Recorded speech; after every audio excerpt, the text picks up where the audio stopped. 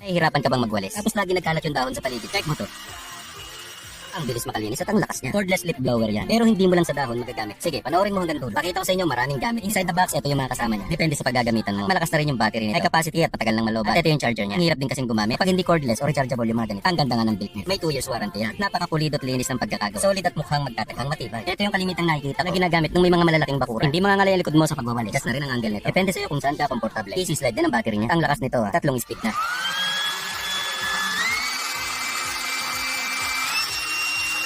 Grabe, para magte-take off ng aeroplano. Less hassle gamitin to. Madali lang ilagay yung mga tip. Ito nga, may pang-inflate. Pwedeng gamitin sa mga inflatable na swimming pool. Hindi mo na kailangan gumamit ng manual pump. Ito naman pwedeng gamitin sa kotse para matanggal yung dumi sa mga maliliit na space. Ito para sa leaf blower naman. Hindi ka na kailangan yumuko or magwalis ka. Ito na bahalang gumawa ng trabaho. Tara, try na natin to. Napaka-solid at mapapakinabangan ko talaga to. Dito pa naman sa paligid namin. Hindi na naubusan ng nalaglag na dahon. At yung mga hindi abot ng walis, ito na yung bahala. Matagal na rin malobat to. 160 mph yung maximum blower nito. At 17,000 mph naman sa no load speed. Ang lakas